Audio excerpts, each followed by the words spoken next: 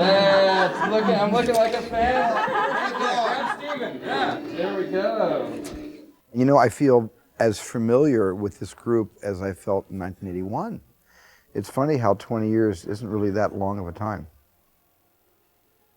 I hadn't been in the movie business very long, so it's not as though I had a huge track record of reading a lot of screenplays, but I have to say that it was clearly an incredibly special story, and now that I look back 20 years and I have read hundreds, thousands of screenplays, I recognize just how rare it was, and it was an excellent first draft and something we made very few changes to. So at the time, a great story, and in perspective, pretty incredible. I think we did a screen test just to see how E.T. would look on film. And that was the first time I actually saw him. And I really had no idea what to expect. The eyes were very kind, you know, and very real. And I think that was the whole secret behind people actually attaching any kind of sentimental value to E.T. himself, was it was all in the eyes. Do you like working with E.T.? Yeah, it's fun.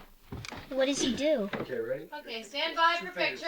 He can move his head up and down. Yeah. We were talking this morning about how much I used to communicate with E.T. and talk with him and spend a lot of time with him, and how much I cared about him and I felt he cared about us. And you know, I knew on an intelligent level, not that I was intelligent, but I knew on a brain level that he wasn't real, but I believed that everyone that made him come to life was sort of a part of what made him real, and that he was like a guardian angel and watching over us and there to teach us deep meaning about people and a way of life. And I just embraced him so much. And you know, I know that sounds a little crazy, but he was, you know, one of the first most important friends of my life. I spent a lot more time with Henry rather than Drew. Drew was with us, but I felt really protective of Henry because all of our scenes were together, and we had a lot of scenes that were just the two of us. I remember the first time I saw E.T., though, was when I see him in the movie for the first time, because I kept pumping Henry for information, because he'd already had these scenes with him. So I was asking him, what does it look like? What is it like? And he was keeping secret about it, and then that's the scene when all the shelves come down. Also, I did not know the shelves were coming down either, which was added to the shock value. It was great, because it just happened, and it enhanced my whole reaction. I was very comfortable. I was. I actually prefer working the same way they did, just being in the moment, and he'd throw me lines and they'd throw me lines I didn't know were coming, and I prefer working that way, so I was very comfortable and at home with all of them. And I felt, the first time I saw E.T., I didn't think of it. Even sitting here, you said to Henry, well, how did you feel the first time you saw the puppet? And I kind of went like that because I truly never thought of E.T. as a puppet. He was very real to all of us. You really have to understand that. He was. And I felt like the mom, who was one of the kids. Peter, I think what you should do is this. When you bring Elliot over and you come around here to this side. I had lived on communes for a dozen years before coming to this set. And this set felt just exactly like the communes to me. There were lots of kids running around, everybody was friendly, everyone knew each other, everybody was working. So it kind of, I said earlier that it spoiled you a little bit. Maybe we were thinking of E.T. as a children's movie to some degree. And so it was very pleasant to play an adult who wasn't cast as two-dimensional or unkind or someone who misunderstood children. And I really appreciated the permission that Stephen gave to this character to be compassionate and sensitive and say, in effect, subliminally, you know, it doesn't all die when you grow up. You can still keep the best part of being a child when you grow up. I'm still proud of that today, and I still feel it when I see the movie. That worked nice. That's great. Do it one more time like that, just to be sure. That was wonderful. Print that one. I think movies in general often, just by their very nature, form a kind of family environment, some more dysfunctional than others. This happened to function very well. But I would say that that was definitely the case. I also think when young children are very much an important part of making a movie, it does create a whole sensitivity on a set that just makes it, by its very nature of having kids around, a very, very pleasant place to be. No, no. E.T. was dressed up as sort of an old lady, and I kind of dressed up in the E.T. costume. I dressed up in this kind of bag lady's wardrobe. Here comes my grandma. Hello, Ducky. What a minute. More out down there. I directed the day, took the heels off, went back to the tennis shoes. Thank you. Thank you. It was fun. I feel like this was my first family. This is the first time I ever really experienced what it was like to really be a father. And I think in a sense that carried over after the movie with Drew, who I spent more time with, I guess, than any of the other cast members. We had a life after the movie, actually, together, and spent a lot of time together. And she was part of my family for a long time. So, Henry and Robert and Drew introduced me to fatherhood, and I think, bless their hearts, made me ready to be a father in real life. Is that for me? Thank you. Oh, it's homemade, I can tell. Thank you. But my pal, right, pal? The scenes where E.T. dies, those had a lot more meaning to us because they were shot late in the film. I know I cried because partly I had watched Dee's and Drew's scene of watching them cry, and the whole atmosphere around the set was somber. It really hit home. We had had time to build an emotional relationship with E.T. by shooting it that way. So we were really being affected as if it were another character that we had worked with for a long time and become emotionally involved with. And you're in this house that feels so safe, and all of a sudden there are, plastic and tubes and doctors and machines, and it becomes so opposite, the antithesis of this warm, safe place that you had known. Everything changes, It does, it changes everything. See, now when you said that, I could really flash back into what that experience must have been like for you at 6. Yeah. Because I was thinking, I was feeling really protective toward you especially.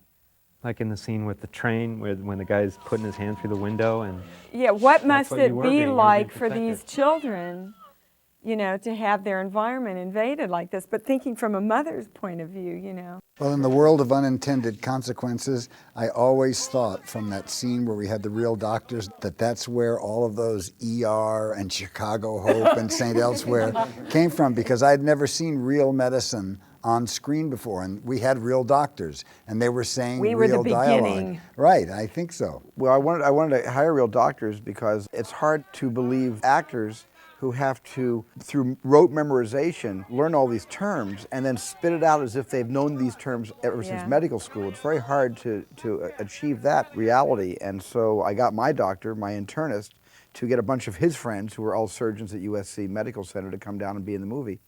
And I bet it was tough too, it was, huh, Stephen? they came, it was tough saying no to the doctors who wanted to be in the movie. Otherwise, it would have been too much. We would have had to have medevac people coming in later on. That part was really scary. It was scary for me to hear the overlapping dialogue, which you don't often hear in movies, and to see the equipment and Drew's reaction when the paddles came in. They tried to jumpstart E.T.'s heart, and she leapt off the ground. And when she heard that explosion of electricity going into E.T., Drew just lost it. She lost it. And I don't know what you were, do you remember what you were feeling? I had never seen a machine like that. I didn't know that this existed, and I just kept thinking about the heart. I always talk about the big red beating heart, and to see something like hurting that, and it just felt like the greatest violation, and like all your dreams crashing away, and your safety and your security, and in a lot of ways we were taught love through that experience, how to love and how to take care of and be kind and be open, and what that big red beating heart was all about, so was a complete violation to me when I saw someone, I thought hurting it, but I now know they were trying to help him. Trying to save him, yeah. But I didn't know that. I didn't know what that machine was. I remember having the thought then that the 80s was a turbulent time also, and that I always thought that one of the things that made people love this film was if 2 people or 3 people as far apart as E.T. and those children could bridge a gap and fall in love with one another and communicate, then there were no 2 people on earth that were that far apart. And it just seems prescient to me that in a time like today that's fraught with cultural misunderstandings and danger and enmity and hatred, that this message is being replayed and that it happens before your eyes. It's not pretended. The feelings of these child actors were not pretended. They were palpably real. That's why they moved people. And I think it's a great thing to remember that if E.T. and these humans can make an understanding, there's nothing preventing any two people or two nations on Earth from doing it. And that's pretty much, I think, what happened in the year of 1982, when the world kind of came together for E.T. and all the lines between cultures and class systems and racial barriers, you know, came down in a kind of shared experience. He is the cutest alien I have ever met and seen. I want to know about the other aliens you met before E.T. in that case. I haven't seen it in 12 years, and so I watched it from a bit of a different perspective than I had ever been able to. And on an emotional level, it still has the same impact and deeper now than ever, now that I value the amazing ability to feel. All the messages in it are so profound and beautiful, and it's such an extraordinary, perfect movie and a very perfect experience. I was just so happy, and I cried, and I brought my tissue in, and it was a very profound, perfect experience. And I'm just grateful to be a part of it. The best moment of all was seeing it for the first time in a theater with an audience and feeling the overwhelming emotion that was pouring out of this audience and watching the film. It was really one of the most amazing moments in my life. I mean, you could feel it. Everybody related to the film. Everybody needed that somehow, you know? And it was truly an amazing, amazing experience. I'd seen a sneak preview somewhere before the release date, and then I went back to my home and I felt like I had this great secret, you know? Because it was secret. We weren't allowed to talk about it all that much. But I remember riding my bike around my hometown and humming the theme in my head and just being like, yeah, you know? I can't wait for this to hit. That's great. I was so terrified every day of making the movie because it was the first movie that I had that level of responsibility, that it's really been in looking back that it's defined something very special and unique, because I think what it continually defines for me is the importance of doing the things that you just feel are good stories and that you feel have a place in some way in your own life. And then you hope that that is communicated to an audience. I think that we get caught in the trap of trying to tell stories sometimes that you think may appeal to an audience. And I think you have to start with yourself. And so I think that's what E.T. defined for me. I think the thing that was so stunning was the synchronicity between this movie and its audience. Something was coming through the earth, and Stephen and Kathy were able to grab it and articulate it, and we were all able to make this thing, and it resonated with millions and millions and millions of people. They were feeling it before the film was made. They were waiting for something to give them mouths and to give them articulation. People have sent posters to me from Indonesia and videotapes of me speaking Tagalog in E.T. And that's as close to a universal phenomenon as I've ever approached. And I hope I'm lucky enough to ride such a grand wave again in my life. I remember that moment well. It was a quick moment. It was a real moment. My heart was full, and that describes, I think, the most of what I took away from E.T. is that we're all responsible for defining who we are and getting back to our own home, whatever that home is, for growing and deciding who we want to be, and in that growth, touching other people along the way. We all want to see peace on earth and goodwill to each other, and and we wish for it and we pray for it, and we work our magic as parents on our own children to try to achieve that, and we do what we can to teach about tolerance and against intolerance, and we do all we can, and just not enough people are doing all they can about it, unfortunately. Just a rehearsal. I knew from the first day of shooting that the film was really special, and I knew that it was certainly going to be a winner in my heart for the rest of my life. I didn't know how the rest of the world would react. Quite frankly, it's nice to hope for the best, but I didn't dare allow myself to dream and wish about that part of the movie-making process. I was just trying to be so proud of the movie. It was not hard to be proud of the movie. Every single day, discoveries were being made, and the film was cutting together so effortlessly that I just knew that if nobody saw this picture except moms with kids, it didn't matter, because if it serviced that audience, fantastic. It was the crossover into people in their 80s and 90s that was so amazing to me, and also in every country had the same reaction. But I thought the film was certainly going to be a personal winner.